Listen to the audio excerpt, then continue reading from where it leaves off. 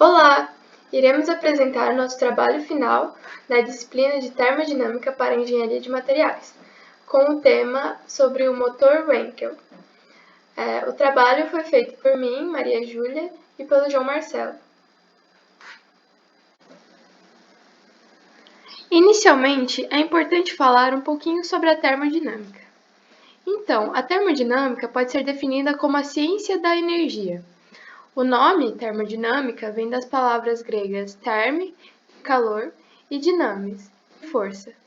Descrevem bem os primeiros esforços de converter calor em força. A termodinâmica é uma área que estuda as transferências de energia e lida com fenômenos associados aos conceitos de temperatura e calor e busca compreender a correlação entre trabalho, energia e calor.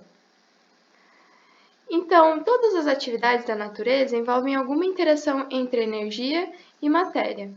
Assim, é difícil imaginar uma área que não se relacione à termodinâmica de alguma maneira. Ela é encontrada normalmente em muitos sistemas de engenharia e em outros aspectos da vida. As aplicações podem ser observadas no local onde moramos, como na geladeira, rede elétrica ou de gás, sistemas de aquecimento e condicionamento de ar, refrigerador, panela de pressão, entre muitos outros. Em escala maior, a termodinâmica tem um papel importante no projeto das usinas nucleares, nos coletores solares e no projeto de veículos, desde automóveis comuns até os aviões. Uma das aplicações muito estudadas em termodinâmica são as máquinas térmicas, e foi pensando nisso que o nosso trabalho irá abordar um tipo de motor, chamado motor Wankel. Mas antes, uma breve contextualização. Bem, como já colocado anteriormente, os princípios da termodinâmica são extremamente presentes no cotidiano do universo, desde o seu início. Mas só tem sido trabalhado como uma ciência pela humanidade há algumas centenas de anos atrás. A gente começa mais ou menos essa história aí entre os anos de 1697 e 1712. Foram nestes anos em que ocorreram as criações dos primeiros motores a vapor.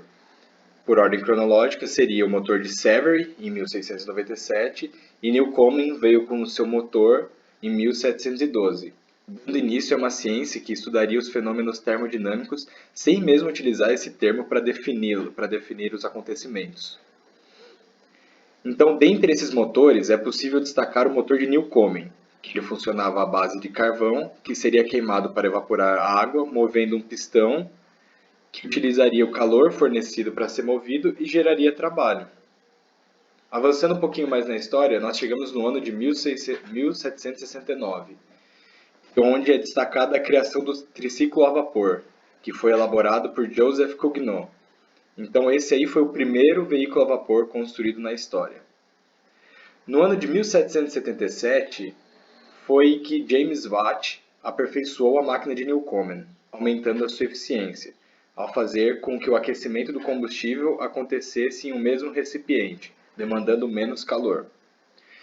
Mas foi somente no ano de 1807 que o termo energia foi criado, conceituado e colocado nesse contexto de análises de motores térmicos. Bem, avançando um pouco mais, na década de 1850 só que foram elaboradas as primeiras leis da termodinâmica, devido aos trabalhos desenvolvidos por Clausius, Rankine e Lord Kelvin. Este último, Lord Kelvin, foi quem se utilizou pela primeira vez do termo termodinâmica, que foi no ano de 1849. Em 1852, Kelvin propôs a relação de energia com termodinâmica. E no final ali da década de 1850 foi que Rankine lançou o primeiro livro sobre termodinâmica. Bem, a partir disso, no ano de 1876, Nicolaus August Otto e Eugen Langen aparecem com o primeiro motor de 4 tempos movido a gás, dando origem então ao que a gente conhece como ciclo Otto, que será tratado nesse trabalho de forma um pouco mais aprofundada para poder comparar com o nosso tema principal, que é o motor Wankel. Bem, avançando um pouco mais, no ano de 1931 foi enunciada a Lei Zero da Termodinâmica, por R.H. Fowler, que foi chamada na verdade desse jeito porque ela deveria ser antecessora às duas outras leis, porém ela só surgiu vários anos depois. Depois nós chegamos no ano de 1933, que agora a gente entra de fato na temática do trabalho, que foi o ano em que o engenheiro Felix Wankel patenteou seu motor rotativo. Então, a partir desse ponto, agora nós vamos tratar um pouco mais da história desse motor e não da termodinâmica geral. Bem, avançando, entre os anos de 1956 e 1957, o engenheiro Felix Wankel, em conjunto com a empresa de automóveis NSU, lançaram uma motocicleta aerodinâmica que quebrou vários recordes na época de velocidade. E depois eles lançaram um carro esportivo, o NSU Spider, que já era movido pelo motor rotativo Wankel. Bem, devido ao sucesso do NSU Spider, entre os anos de 1960 e 1975, várias empresas grandes, como Mercedes, a MAN, a GM, a Ford, a Nissan, entraram em contato com o Wankel e compraram os direitos de uso do seu motor. Porém, devido a vários problemas crônicos que esse motor possuía, todas essas empresas tiveram insucessos com as suas produções e acabaram abrindo mão de usar esse tipo de motor. Mas agora nós falamos de um marco histórico para esse tipo de motor, que foi no ano de 1978, quando a Mazda, uma das empresas também que comprou os direitos de produção do motor Wankel e fez adaptações para si, ela lançou o Mazda RX-7, um carro esportivo que se destacou por conseguir ser o campeão bem facilmente da 24 horas de Le Mans daquele ano. Bem, continuando um pouco, né, com o sucesso do RX-7, continuou sendo produzido por vários anos, até ali entre 1998 e 2002, que foram os anos finais desse tipo de motor e da produção do RX-7. Bem, mais para frente podemos comentar que a Mazda lançou o RX-8, fez algumas melhorias no motor Wankel, e hoje ainda existem rumores de que esses motores Wankel vão retornar com a Mazda em um novo modelo de carro. Bem, como nesse trabalho estamos tratando de um motor 4 tempos que foi pouco utilizado, nada melhor do que antes a gente compreender o que são os motores 4 tempos. E o melhor exemplo que pode ser dado são os motores convencionais, com cilindro, pistão, biela, que são regidos pelo ciclo Otto, igual ao motor Wankel. Então, para isso, nós utilizamos, né, gráficos de pressão por volume e gráficos de temperatura por entropia para demonstrar o que as etapas que ocorrem no ciclo Otto, né, dos motores 4 tempos. Então, observando ali o gráfico PV, né, temos um ponto ali qual não foi numerado, que nós chamaremos de 0. Então, da etapa 0 até o ponto A, nós temos a admissão da mistura ar-combustível, por meio de um processo isobárico, ou seja, sem mudança de pressão. Então, em seguida, de A até o ponto B, nós temos a compressão adiabática da mistura ar-combustível, a qual causa um aumento na temperatura. E numa condição ideal, não vai provocar a combustão da mistura. Nesse caso, podemos observar pelo gráfico TS que ocorre uma compressão isentrópica. Da letra B até a letra C, nós temos a combustão, é um processo isocórico e é provocado pela centelha liberada pelas velas de ignição do motor. Tem a ver alteração do volume e causando um grande aumento da pressão no interior do cilindro.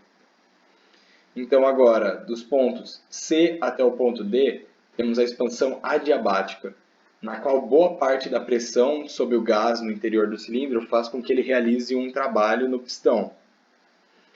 Então, do ponto D até o ponto A, é onde nós teremos a retirada de calor em excesso para o meio, em um regime isocórico. Lembrando que, no caso do ponto C até o ponto D, além de ser adiabático, né, o processo ele é isentrópico. E agora, do ponto A até o ponto 0, ocorre a exaustão e o esvaziamento da câmara sob uma pressão constante. Com isso, nós conseguimos simplificar todo esse sistema do motor 4 tempos em 4 etapas básicas: admissão, compressão, combustão e escape. Bem, agora tendo em mente o funcionamento do ciclo, né, uma noção teórica de como funciona o ciclo, podemos ter um entendimento um pouco melhor das peças envolvidas, do que cada uma faz e quais são elas, né? Então, com isso, nós temos aqui, ó, podemos observar que na primeira parte, né, que ele diz aspiração ou admissão, você consegue enxergar as válvulas, né, de admissão e de escape, que são responsáveis uma por admitir, por permitir a entrada da mistura combustível, outra para liberar os gases.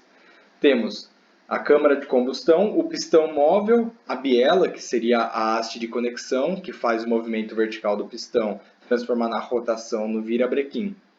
Então, temos aqui as etapas, né? A compressão, o pistão sobe, na etapa da combustão ocorre a liberação da centelha e, por fim, a saída dos gases. Todo esse processo esquemático pode ser visualizado a seguir em uma ilustração 3D que demonstra o funcionamento deste tipo de motor. Bem, então nessa ilustração aqui nós conseguimos ver como que funciona todo o ciclo do motor, né, do motor a 4 tempos. Conseguimos observar os 4 tempos, né, que foram citados, a admissão, a compressão, a combustão e o escape. Então aqui nós temos uma visão um pouco externa, né, não só do cilindro, mas dos cilindros que estão trabalhando juntos, né, no motor. E a seguir, ó, conseguimos ver como que é a parte externa, a carcaça desse motor, onde todos os cilindros estão dentro dele, né, posicionados. Este é só um exemplo de organização de cilindros no motor. Existem outros formatos, como o formato em V. Bom, agora explicando de fato o funcionamento do motor Wankel. O motor Wankel é um motor de combustão interna e, como já comentado, foi inventado pelo Felix Wankel. Este motor utiliza rotores com um formato semelhante ao de um triângulo, ao invés dos pistões, que são utilizados nos motores convencionais. Ele é um motor rotativo, com poucas peças móveis, com um cilindro girando excentricamente dentro de outro, com câmaras móveis, mas com o mesmo ciclo termodinâmico e os mesmos 4 tempos, que são admissão, compressão, combustão e escape, e o que resulta em um motor com relação peso-potência bastante favorável. Nessa primeira imagem que está sendo apresentada, podemos ver os componentes do motor Wankel. A parte que mais chama a atenção, de fato, é o rotor, que, como já comentado, tem um formato parecido com o de um triângulo, mas com os lados um pouco inchados. Comentando um pouco sobre as outras partes presentes, ali onde indica 1, aparece a entrada da mistura ar e combustível. Em 2, ocorre a saída de gases após a etapa de explosão. Em 3, em amarelo, aparece a carcaça do motor. Em 4, aparecem as 3 câmaras móveis que compõem o motor. Em 5, a engrenagem fixa no eixo do motor. Em 6 e em 7, aparece o rotor de fato, que gira excentricamente em torno do conjunto central. Esse conjunto central é formado na imagem, podemos ver pelos números 5 e 8. E em 9 aparecem as velas de ignição. No GIF ao lado podemos ver um pouco sobre como funciona os 4 tempos nesse motor, mas que será explicado um pouco mais detalhado em seguida. Então, aqui temos de forma mais detalhada o funcionamento do motor Wankel e os 4 tempos. Bom, no primeiro tempo, durante a rotação do rotor, o volume da câmara de combustão aumenta, reduzindo a pressão interna. A porta de admissão abre e a mistura de ar combustível flui para a câmara. No segundo tempo, o vértice do rotor em rotação fecha a câmara de combustão e comprime a mistura de ar e combustível. No terceiro tempo, as velas de ignição provocam a ignição da mistura de ar e combustível e a explosão força o rotor a rodar. E no quarto tempo, os gases de escape são expelidos pelo coletor de escape. Então, o rotor ele gira excentricamente com relação ao eixo principal, que equivale, por exemplo, ao virabrequim dos motores a pistão. Os cantos do rotor estão sempre equidistantes das paredes da câmara, e eles sucessivamente aumentam e diminuem o espaço entre os lados do rotor. Assim, Se uma mistura for injetada numa das câmaras, quando está aumentando de tamanho, será comprimida na redução subsequente de volume, enquanto o rotor gira. Desse modo, o ciclo clássico de 4 tempos é produzido e, além disso, as 3 faces do rotor estão em 3 fases diferentes do ciclo ao mesmo tempo. Ou seja, os 4 tempos do ciclo clássico de Otto ocorrem nas 3 câmaras de combustão. Isto é, ocorrem 3 tempos de explosão em cada rotação completa. A construção e operação dos motores Wankel é mais simples do que a dos motores de pistão, mas a adoção generalizada desses motores tem sido um pouco limitada devido ao desgaste excessivo, fraca lubrificação e maior impacto ambiental. Agora, em seguida, iremos mostrar uma animação onde é possível observar de forma mais ampla e aplicada como ocorre de fato o funcionamento desse motor.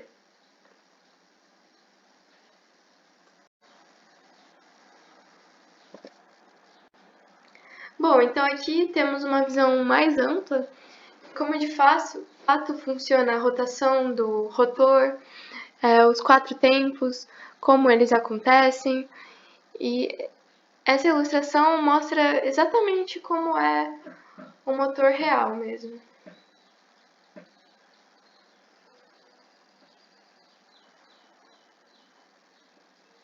Aqui temos o motor visto um pouco mais de fora, com 2 rotores em funcionamento, e é legal comentar também que o motor está ligado ao volante do motor, que por sua vez está ligado na caixa de câmbio do carro. Bem, aqui temos uma ilustração comparando cada tempo no motor Wankel e no motor convencional de 4 tempos. É interessante ressaltar, novamente, o fato de que em uma volta completa do rotor ocorrem 3 explosões, enquanto que no motor convencional ocorrem 2 voltas do virabrequim para cada explosão. Então aí temos uma comparação, né? Que os 2 motores funcionam pelos mesmos 4 tempos, mas são completamente diferentes.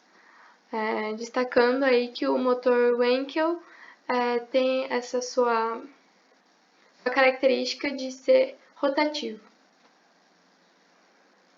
Falando agora um pouquinho sobre as vantagens e os pontos positivos do motor Wankel. Então, este motor possui um menor número de peças do que um motor comum, e isso facilita a sua produção, impactando também no custo. Além disso, o sistema de execução de trabalho do motor é mais simples, uma vez que basicamente uma única peça é responsável por isso, que é o rotor.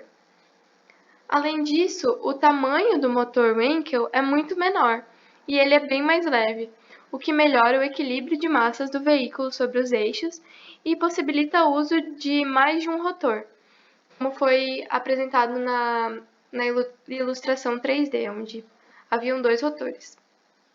E isso tende a aumentar a potência do veículo. O motor é mais suave que o convencional, porque não ocorrem oscilações de movimentos sequenciais de pistões.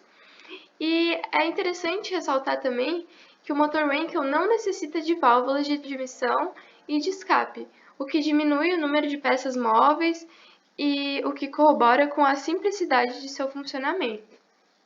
Então, esse tipo de motor, por si só, já produz uma alta potência, uma alta eficiência.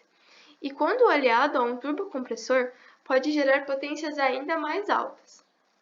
Porque, como ele gera uma grande quantidade de gases de escape, ele facilmente preenche as turbinas e consegue gerar pressões de 3 ou 4 atm, possibilitando uma admissão mais pressurizada, o que aumenta a taxa de compressão, aumentando sua eficiência.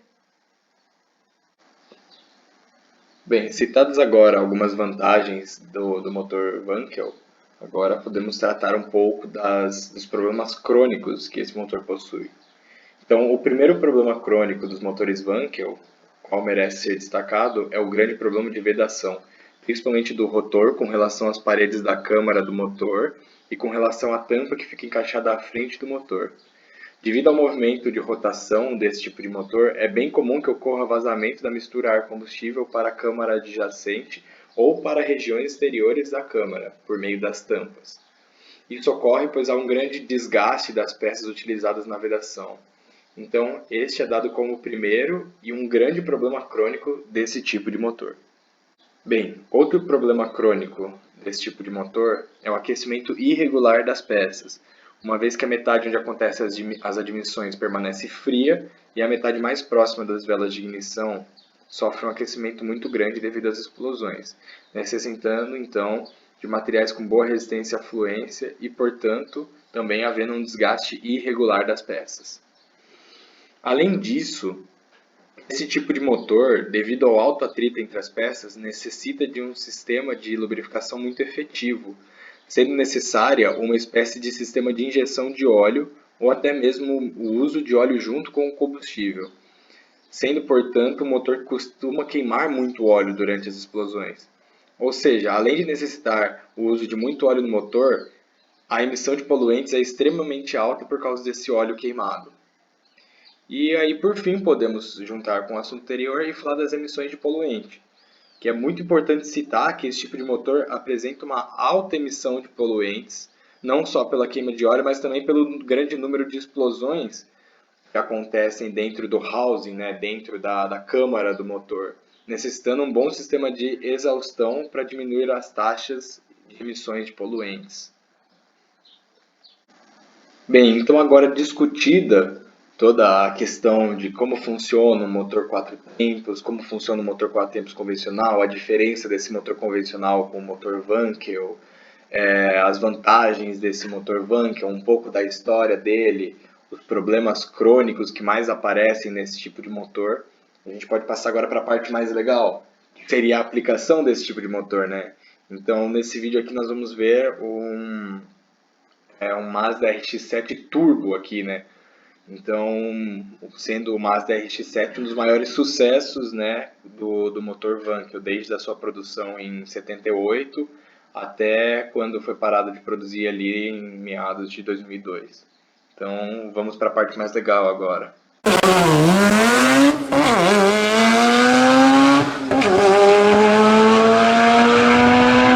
Sensacional o berro desse Mazda.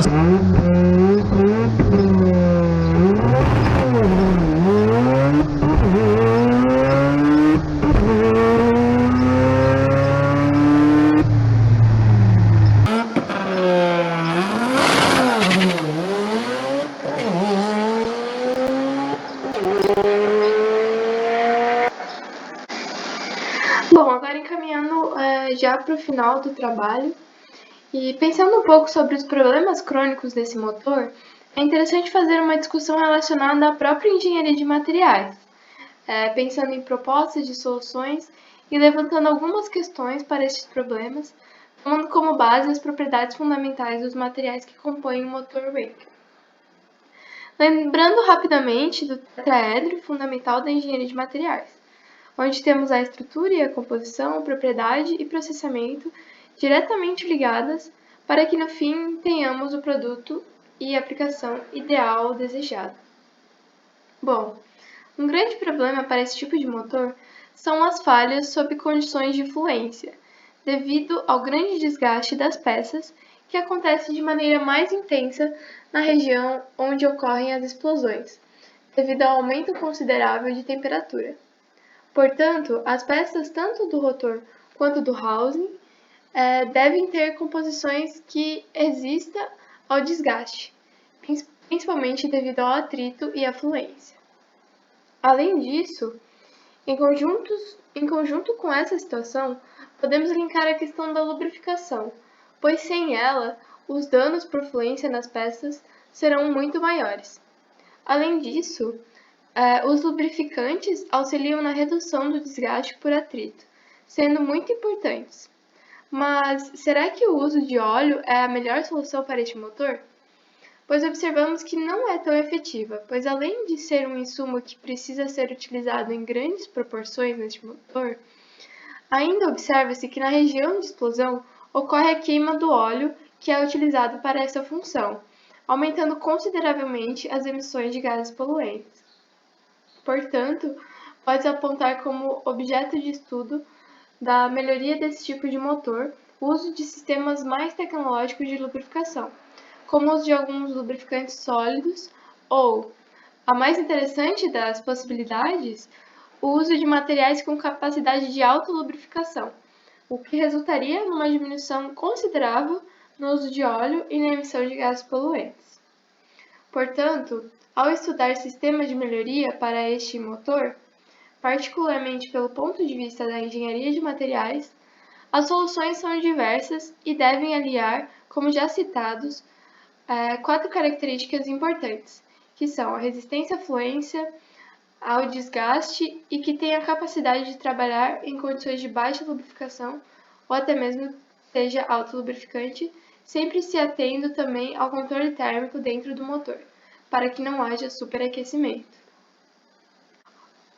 Outro ponto importante, ainda focando na questão de autolubrificante, seria algum sistema relacionado a isso nos anéis de vedação, que ficam localizados em cada ponta do rotor, e também na vedação ao redor de todo o rotor. Porque mesmo que tenha uma certa lubrificação, as peças ainda assim sofrem um alto desgaste.